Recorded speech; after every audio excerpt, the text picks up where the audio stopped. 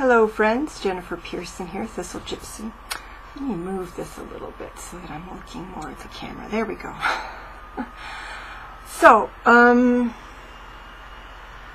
yes, I'm doing this mainly to share what I came up with in terms of a spread for this. So the background on this Taking Fears to Tea is that that card came up, well, it didn't come up, I chose it. When I was changing out my Crazy Sexy Love Notes cards that I have stationed around the house in different places. One that I didn't initially choose was called Taking Your Fears to Tea, and I didn't think to bring it in here for this.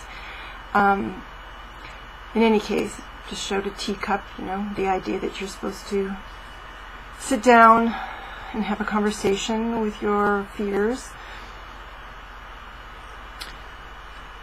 So I decided, I put that one in reserve, so I was interested in it, and then I eventually actually took out, one was pause, and I realized that I really needed the pause message, but probably not for the entire week. So about midweek I switched them out. And then I had to stop and contemplate kind of how I was going to do a spread around taking my fears to tea. And what I don't know how much of this I'll do here because it might take a long time, but I'm going to go through the idea to start with so that other people can use it if they want to. So I'll give you the questions, and what I did was I used a separate deck for each question. I don't think that's necessary. Because I did 3 cards, it ends up being 15, which is not stressing out your average tarot deck, too much. But I was kind of looking for decks that had an energy appropriate to the question, and particularly with the fears, when I realized, okay, my first question is what are my greatest fears, and I chose 3 cards for that. And when I was looking around my decks and thinking, I'm not sure I have a deck that is scary enough, that would quite pick out fears. I mean, in a regular tarot deck, I could see the 5 of Pentacles maybe coming up, or who knows? There are other quote-unquote negative cards. I mean, the Tower, anything that could potentially come up, but most of the situations that you see in a tarot deck, which I think is appropriate and good, are things that if you're aware of them, you can deal with them or bypass them or make the most of them, whatever. So what I ended up choosing for that particular question, what are my greatest fears, was the Hobbit Tarot. Because of course Bilbo is confronted with problem after problem after problem. And so I thought, all right, there's various things, even the good things like the treasure, that would suss out whether or not I was, afraid of riches or something of that sort. So I chose the Hobbit Tarot, and it gave me some interesting cards. At first it was like, what? But anyway, it's one of those readings, like, what? Why this? It was kind of, one of them is really amusing to me. And I'll get to the actual cards here in a minute. Alright, so for me that was 1 through 3 because I wanted to look at 3. I'm having tea. Invite more than one person along. And then second question, and I'm not 100% sure I need all of these questions, but these are the ones that came to mind. So what are the roots? What are the roots of those fears? And for that I was using the Dreams of Gaia Tarot. So I was thinking more in terms of kind of a psychological deck.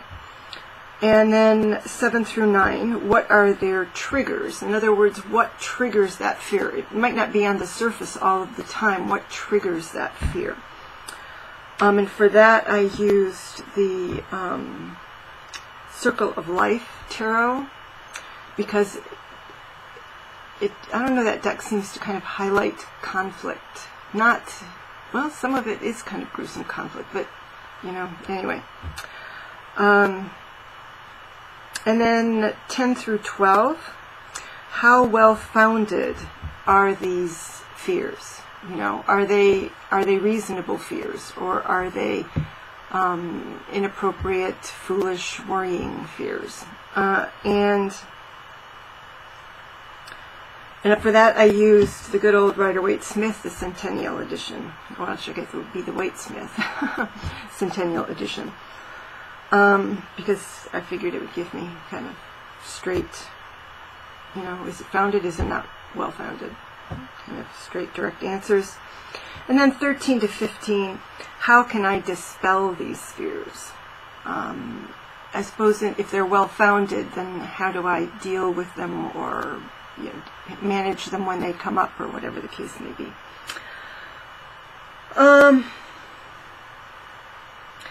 So what I'll do is I'll kind of show you the fears that came up, and then I'll deal with the first one. And then I'll see if I really have time for any of the others, or if it will just get to be an incredibly long video. I have to say that when I pulled the fears that I got, and here I'll just show you. So, that each one was like, except for the last one was appropriate but amusing. It was like, I'm taking to tea, sort of boring companions. So this is, I don't feel like these are, I don't feel like anything was revealed that was ultra problematic. It's like shadow work that doesn't feel very shadowy. It's like, well, I knew about that.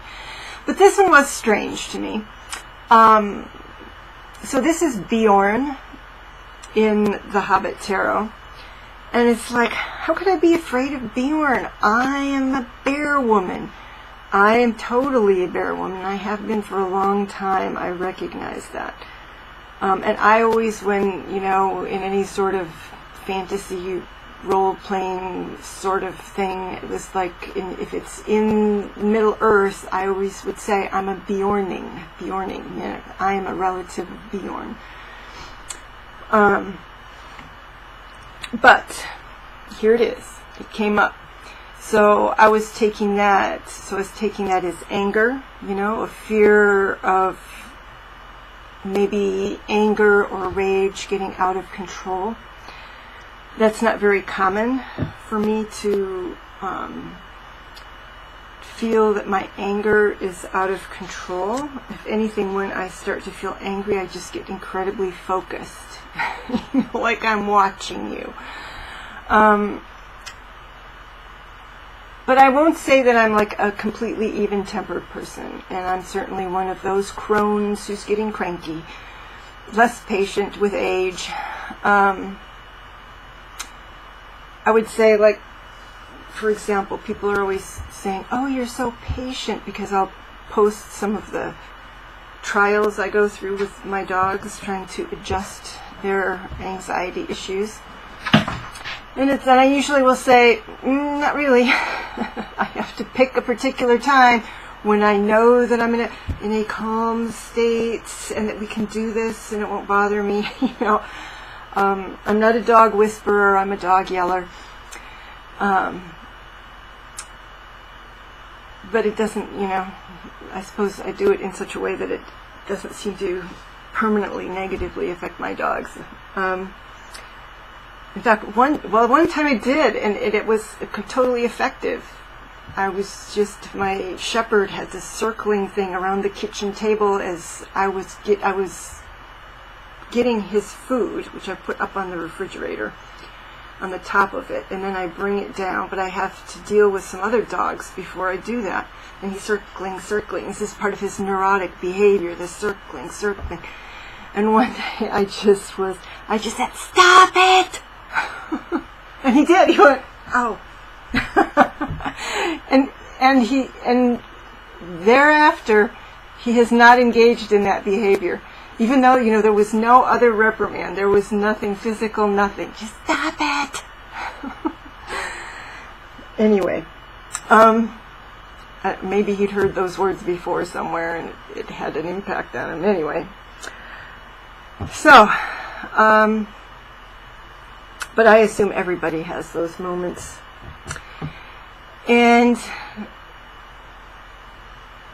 But it did come out, continued to come out, that it has to do with violence or anger.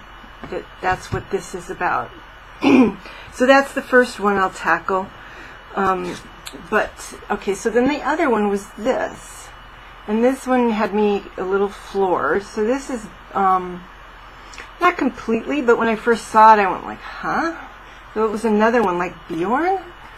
I was like, this is Bilbo with the Arkenstone. It's kind of a weird picture of him with the Arkenstone. But anyway, he's with the Arkenstone. And the idea here is that for those of you who either don't know the tale or don't remember it, because I didn't remember it until I reread the book, that he has the Arkenstone here. And he realizes that the only way to bring together the dwarves, and he has essentially stolen it, kind of so-so, Thorin said he could have anything in the treasure, and that's what he chose without Thorin ever knowing that's what he chose. And so he's been keeping it in hiding, and in order to break a deadlock, to create better relations between the dwarves who are in treasure lust, so they're really not completely in their right minds either. Supposedly the dragon sitting on the treasure for so long ends up affecting how the treasure affects other people.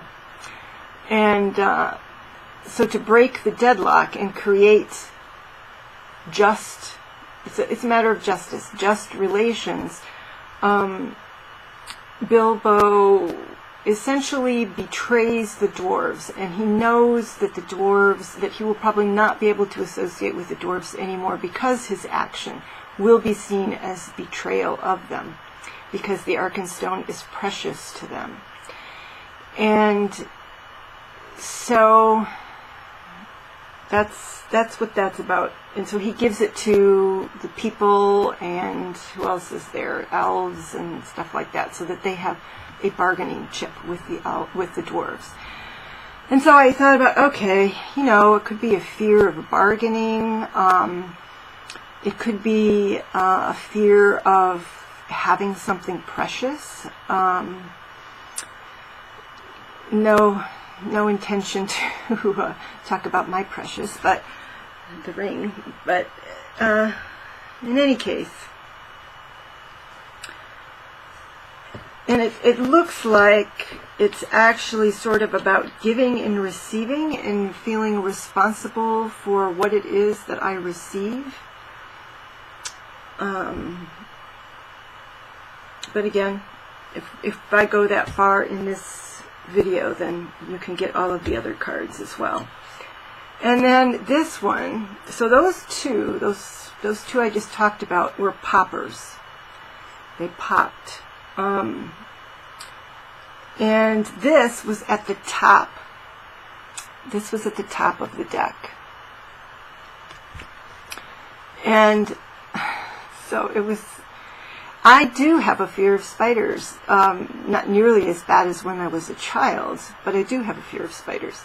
And I was aware, I didn't think about it immediately when I picked the Hobbit deck, but as I was shuffling the Hobbit deck, I thought, oh, well, this is too funny. I could get a spider, because then that would just be simply but mundanely true. So maybe this will make me look deeper at my fear of spiders.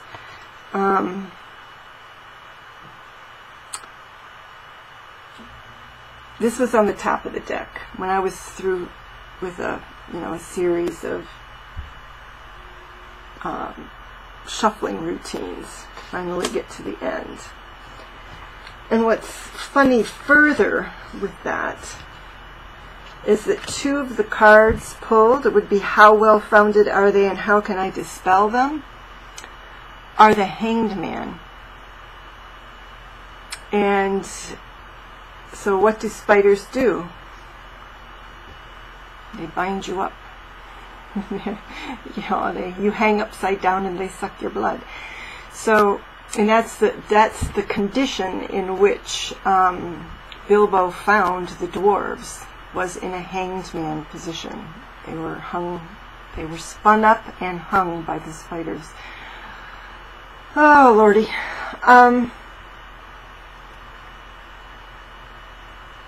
Trying to decide whether to go any further in this video with this, or just to, I'll do one just so that you can kind of see how it works with the multiple decks. Okay, so I'll just do the Bjorn. This one was, and I suspected it might be about anger, particularly about my own potential for anger. And then in the Dreams of Gaia, I got the 5. This would be the 5 of Wands in a normal deck, but this is more intense than a 5 of Wands. So it's 5 of Fire in a traditional deck. This is battle. This is a fight. This is a one-on-one fight. Whereas the other is just sort of competition, and I often call the 5 of Wands the card of bickering. That's not this. So maybe I'm afraid of violence, but this is what are their roots? What is the root of this fear of the rage? Maybe that I will become a bully, because this is a card that has to do with bullying, that my anger will actually become physical violence. Something like that. That would be the root. So if I'm thinking about the root, all right, so let me back up. If I'm thinking about the root, to me the root is really what in the past established this fear or creates this fear. So if this is bullying, now I'm one of those lucky people who didn't experience like parental violence or anything of that kind. So it could be actually that part of the root of this fear is a lack of exposure to actual violence. That I wouldn't know how to deal with it if I encountered it in myself or other people. Now did I fight with my brother? Yes, I did. Yes, I actually did physically fight with my brother, but it was totally ineffectual on both sides. It was not. It was 5 of Wands. It was totally. So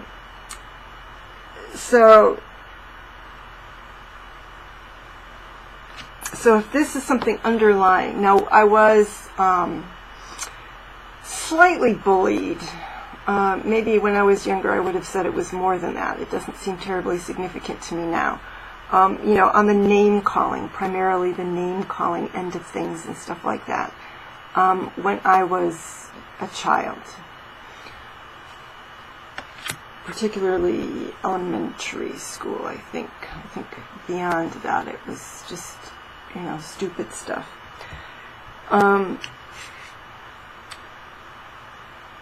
So, at any rate, this kind of solidified for me that it had something to do with, that Bjorn had something to do with anger, and possibly, very possibly, having to do with physical violence. And so the next question is, what are the triggers? So I have the Queen of Wands, and I've recently said a couple of times, I think in videos or whatever, that I feel like there's more Queen of Wands energy coming into my life. And so, again, what are the triggers? Maybe passion, maybe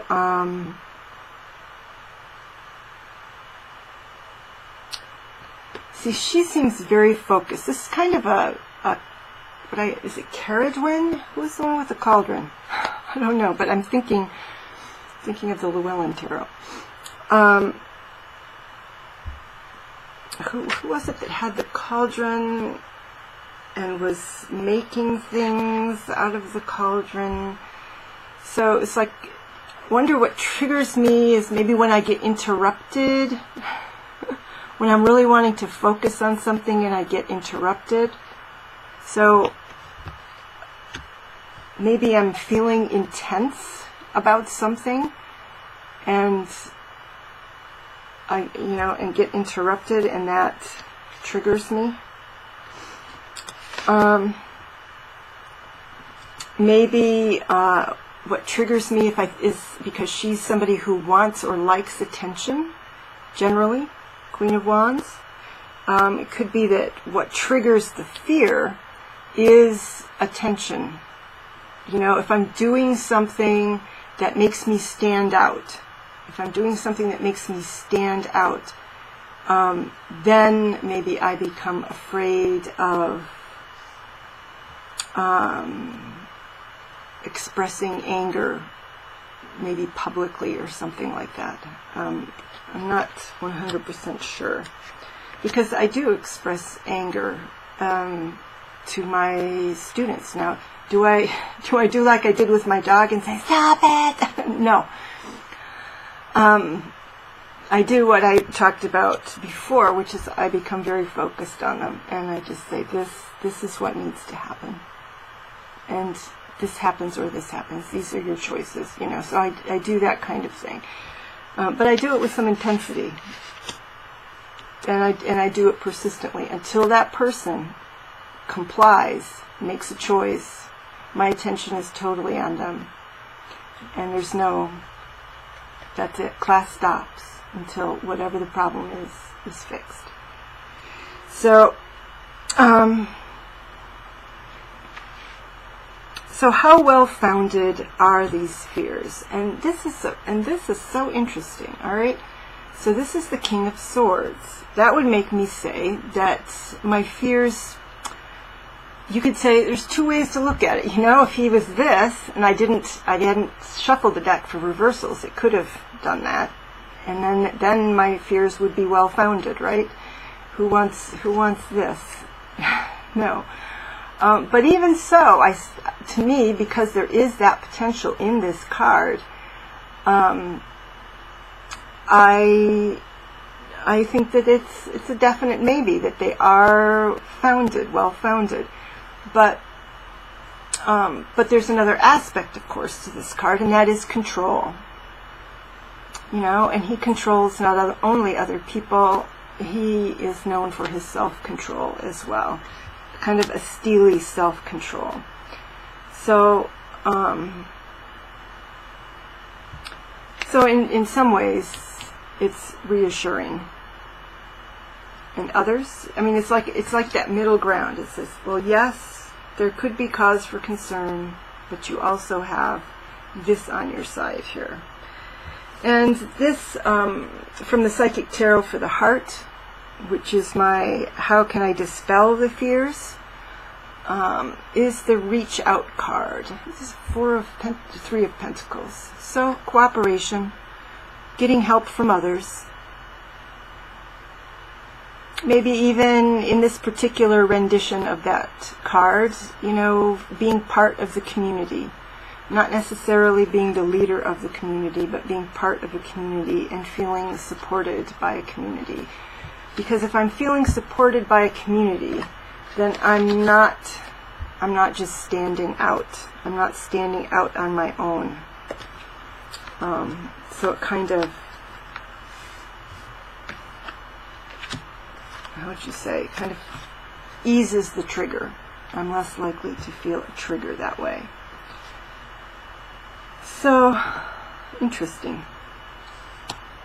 So there's that. We're at 24 minutes. So I'm not going to continue with all of the other ones because then it would be another 40-minute video or whatever.